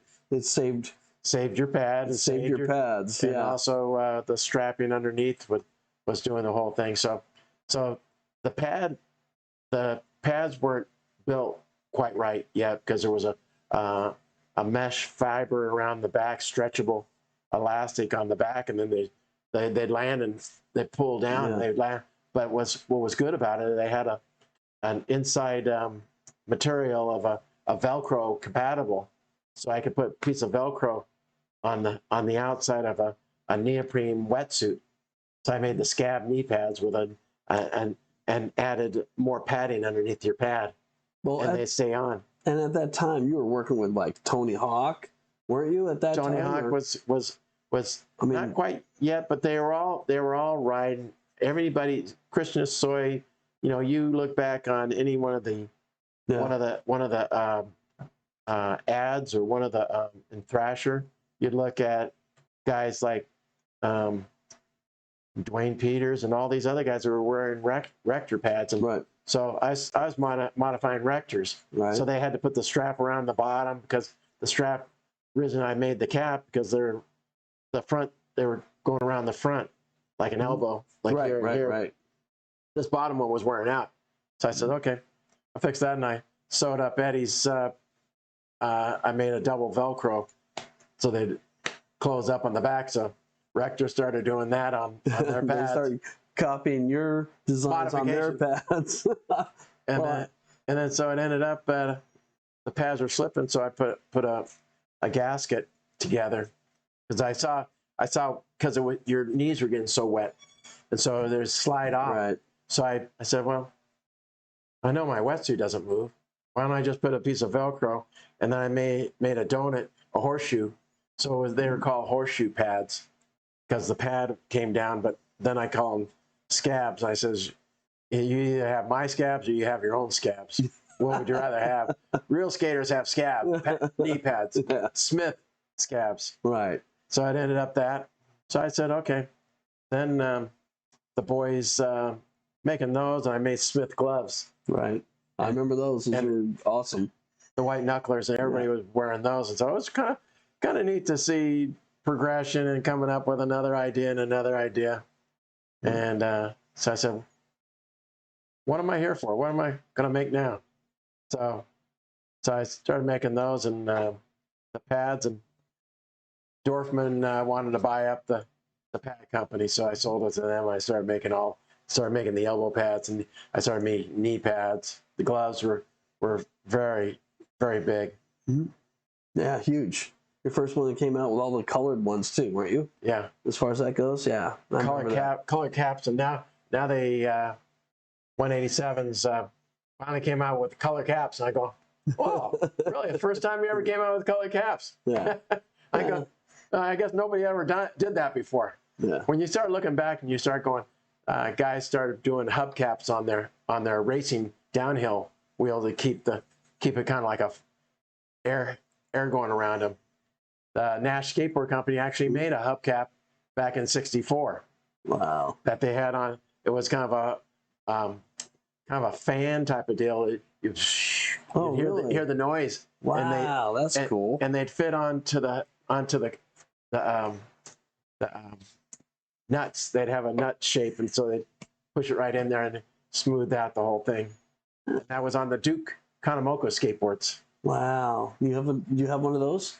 Yeah. You do. I have, you have a Duke quite a few Duke skateboards. Yeah. Oh, okay. Because I know they're pretty rare as well. Oh, they're very rare. Yeah. They're good. Well, you've made you've done a lot of collecting, and I know checking everything that the Duke did. Okay, because not only do you have that skateboard collection, but you have one of the bigger surfboard collections.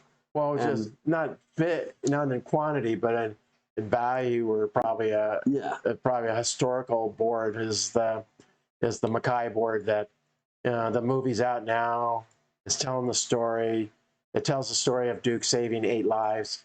And also in the movie, it also tells that the Mackay book was David's the Mackay board, but in the movie is the Waterman, and the Waterman the book of Duke was done by David Davis. Very, very, very good and thorough of research on Duke's whole life.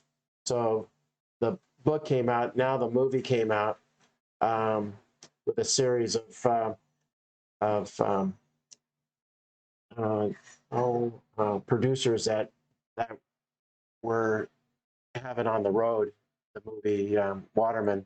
Does it mention anything about the board and where it's at today and Well, all that kind of thing? No, it doesn't mention that, but Oh. it tells everything about what the board was back in 1925. And Duke saved the 8 lives, and with a group of 3 other gentlemen, and they brought the 12 lives back in off a boat that sank in the harbor entrance of Newport Beach, just off where a wedge is today, just off there, Corona del Mar.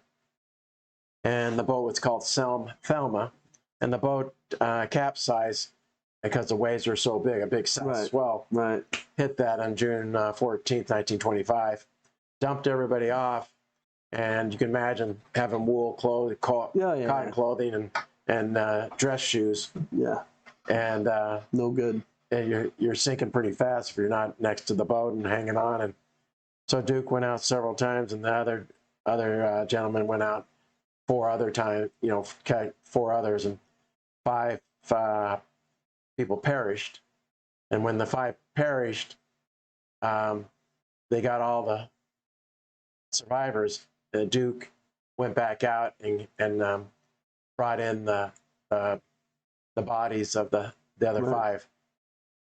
So, and then that's in the story that 30 years later, the gentleman come in and on This Is Your Life TV show. Did you know that they were making this movie at the time? I heard that it was making it, but Dave Davis, I wanted to go tell him. I said, hey, when the book came out, I go, wow, this is a great book, because I've had it for the board for 30 years. Right. And so I found the board through friends, through my wife's friends, and the board kind of came to me. Yeah. And I'm the caretaker of the of kind of like I would say kind of like it's something that you'll never see again. Yeah, because a lot of them are all rotted away and everything else, but the board is intact and never been modified or changed, and it's been in the California Surf Museum for almost 30 years. Okay, I think I missed on this one. This happened. When he rescued those guys, that happened in Hawaii, or it happened here? Corona del Mar. Really? Corona del Mar in the harbor entrance. Oh, okay. But the board, I put the board at the movies. I brought it to the Laguna Surf Film Festival.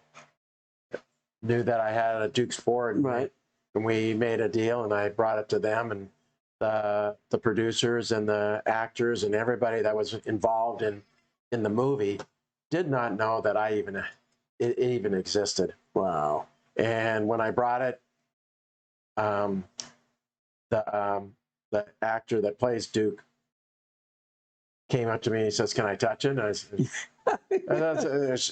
it's what it's about. Yeah. Go ahead, put your hand and check it out. Because he actually touched the board, or picked up the board that Duke made to show Australia surfing and the lifeguarding, kind of like, not so much lifeguarding, but he was teaching them about what Hawaii is, and an Olympic swimmer, and one of his competitors was the head competitor to Duke in Australia.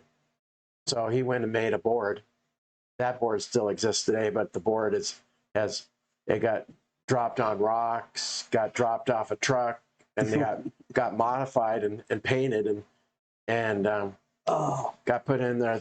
But my board is never original. It's like you could probably find the DNA of Duke on it. Yeah, that's how pure it is. Yeah, and so I brought it to the show. Mm-hmm. So Dwayne DeSoto is the actor. He said, I picked up the other one. I held it, and I said, pick it up. Let's go. Yeah. And he says, no way. I go, yes way. I says, go ahead and pick it up. He started crying. Mm. He started crying. And he says, not real crying, but he just got tears, got emotional, really emotional. He says, wow, I really felt Duke in the sport. And he says, that's great. And he was so happy that he played the part of Duke. And also the movie shows the whole thing. Awesome, man. All right. Well, collection of skateboarding and surfing, hopefully interacts for years upon years after I'm gone. Yeah. Well, I mean, you have all those skateboard magazines, right? Pretty much. Magazines, posters, stickers, and if I don't have all it, I know Todd, the old wheels. Yeah, I know Todd has a great collection. Yeah. I wish everybody could go up and visit, support the guys at the Hall of Fame. Support them at the Hall of Fame, and also support, that's where that collection is. That's where the collection is. Yeah. But also Simi Valley Skateboard History Museum. Yeah. Well, that's where. Yeah, I need to get up there. Yeah, it's just hard to get up there. Traffic and everything. And the gas. Yeah, whatever. It's only $6 a gallon. It's easy. All right. Well, maybe I'll have to do that like next week. Yeah. Let's go surprise them. Mm-hmm. Okay. All right. So is there anything else you'd like to add to this? Well, I want to thank my wife. Awesome. For putting up with you and my kids putting up with me all my years, and then have Wes Humpson put up with me. I'm doing some things for Wes and with some decks, but he's his own man, but he's one heck of an artist. He should be in the Skateboarding Hall of Fame. Absolutely. There's a lot of us that should be in the Hall of Fame, but it takes time, and they're doing a good job, and they're doing and the Hall of Fame is actually showing all that. And want to thank Dwayne and Eddie and all the other boys, and yourself. You're part of my crew when we went to Arizona. That's right. Broke your collarbone. Yeah, that was '87. I go that was a kind of like a shocker. We drive out there, we go there, and boom, practice. I go, what do you mean it's ended? Yeah. You're gonna sit on the sideline and go, no way, come on, let's go. Yeah, no, I mean that was my first run I took in the contest. And remember it was like 105 or 10 degrees out there. Oh God. It was so hot, and they were all trying to get everyone to flip the wood on the ramp over so we had the rough side because it was so slippery, everybody was falling. And I dropped in and did a backside air to try and get more speed for the next trick, and when I did, I landed sideways, and that was the most painful break. It's still bad. Oh, I never knew that. But anyway, that was '87. But that's when I went out. I was riding for Smith pads at the time. Yes. And G&S. And I got crushed on that one. And then that was I just wanted to keep them skateboarding. Yeah. And it was Lonnie and Howard also on that trip. Yep. Yeah, it was a good time, but it was a good time right up until I did that. And I was so bummed. That's the first time I ever got injured in a contest where I couldn't get up and do it. But that was I wanted so much pain. Wanted everybody to, the audience go see the surfboard in the California Surf Museum Oceanside. Yeah. And go see the other museums that are the heritage, surfing heritage in San Clemente. It's one heck of, if you want to know about more historical history on surfing, and then there's Huntington Beach that has their programs, but and then Todd Skateboard Museum that up in Simi Valley. So a lot of history still. I'm gonna have to go up and see him like real quick here. Yeah. I don't know if there's any other questions. Well, there's probably a lot more we could get. Oh, there's a million things here. I actually just kind of shooed my whole paper away. I apologize. There's photos and stuff that I think we haven't. We did okay. We got everything on, so that's good. But you can always do part two. Part Yeah, two. I mean, We can bring a couple of people, the guys in. We can bring Yeah. bring Eddie You know in. what? Eddie in. And, Yeah. Part two, we go to his house. Yeah, right. And That's part two. see the garage or garage go to of- go to your hidden storage Yeah, there you unit. Not tell anybody where that's at, because that's where banked in skateboard history. Yeah, and then Yeah. there's probably 360 boards in the garage on the wall, and then the archives are upstairs in the computer room. And Is it clean now? No. Okay. I keep on moving things around. It's your garage. No, I mean, I've been over there where it's like I go there one week and It's clean, and another week it's like just destroyed, and he's building stuff, and I don't know if it was pads like or if it was T-Mag's more garage. boards. And no. T-Mags is different. Dale's is like working stuff, and we're working on and like right Dale's now- out there scratching everything with whatever, cleaning whatever, and then the next time you go back, it's like, oh my God, you can walk through here. This is awesome. You know, That's the way it was. It's a Tinker's workshop. yeah, it's a total workshop. So anyway, In progress. yeah, The wife would love to have her car put in the garage one again, of these days. yeah. I did it one time. I cleaned it up so good. I put the car in for 2 nights, and the next day I had to start working on something else. And like right now, I'm working on a 1880 Duke-Onomoko family board called the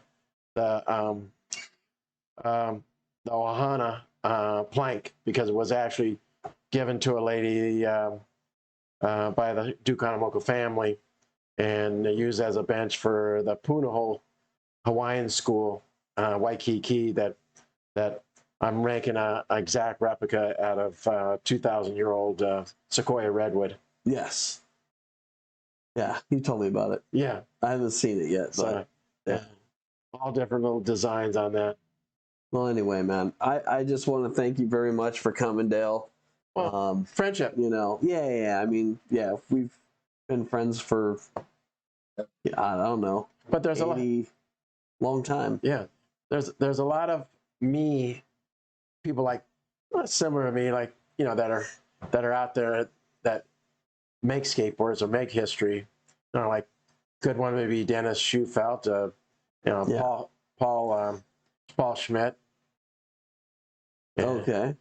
Something like that, and it's these guys that are actually still making product today, and there's a lot of those guys that are still part of that. It's like the whole Rob, history. like Rob Dyken. Right, document. You know, there's exactly. another guy. It's, Uh-huh. he was there a long time ago. First guy I know of that came out with CNC machines and made perfect skateboards. Mm-hmm. You know, Charlie Watson and yeah, Watson too. Got all that. Jim, part of it. well, Jim's not in town anymore, so it'd be No, hard I to know. get him back in here. Yeah, I But who know. knows? It's a phone call. Yeah, Jim Johnson. But, yeah, Jim Johnson did a lot too, man. Ernie, Ernie's, you know, but Ernie's still doing different products, he is. So anyway, high quality. Anyway, You got to get the Santa Cruz team down, the Santa Cruz people down here. yeah. Well, Leave them out. I'm not leaving anybody out. Hey, man, Hey, it's no, just, we're just getting started. yeah, man. There's just so much, and takes a lot of work to get ready. Well, it used to take me a lot more work to get ready for the show, but things are coming around now a little bit more. Well, So anyway, but I would love to have Cheers. I would love to have Kendall and everybody come down. You know, I mean, those guys. You know, Wade Spire. You know, I mean, Mhm. that guy was inspirational. Oh yeah. Of course, you know, for me it was Blackheart. You know, Oh yeah. like he was the there you first, go. you know, first person I met from up there, along with Scotty Parsons, Kiwi. You know, like See the black art. Halverson. You know, The black art wheel was another conical wheel. yeah, Yep. yeah. But that's what I was trying to figure out who was first. at that time Don't on start the any double. fights here. Who was first? Hey man, that's not any fights.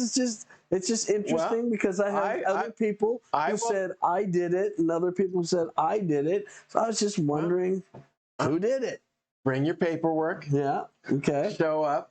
I'll show you. Bring the wheel. I got some of those. The one I conical know wheels. of is in 76 is the earliest one I know of. 76 or 70, 76, 77. Maybe it was 77. Uh-huh. So, but I didn't know UFO was doing double-sided conical wheels as well. Yeah, back in they the were day. full on. They had the ad with So, Gunner. Yeah, Gunner. Gunner. Gunner. Howgel. Yeah, Yeah. I got to get Gunner in here too. that's a good one. But he wants to bring in a bunch of other people. And I'm like, No, I can only do really one.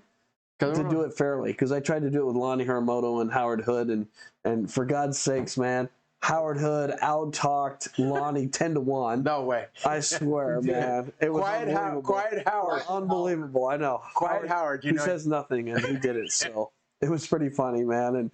And anyway. But anyway, okay, folks. Well, anyway, we're going to wrap this up. And if you like the show, please make sure that you hit the subscribe button, the like button. We really appreciate your help. We're going to keep doing the show regardless if you hate the show or not. We're going to keep doing it because we enjoy it, and we get to talk to guys like this right here who are just full of skateboard history. And if you really want to know, these are the guys who can tell you the stories. I mean, it goes way back, and there's so many historian guys who can do it, and we really need to do it, because back when we were skating, okay, Wild World of Sports was around, but there was nobody else, not like it is today where everybody videotapes 24/7. So anyway, that's why we got to get these old timers like us in here. Can't believe I said that about like myself. An old timer like you're myself. a young buck. Yeah, I know, right? Anyway, just talking about the history so we know it. Anyway, thank you again. Have a great day, and hope you enjoyed it. Yeah, we hope you enjoy it. Again, hit that like button or subscribe or whatever. It doesn't cost anything, so do it.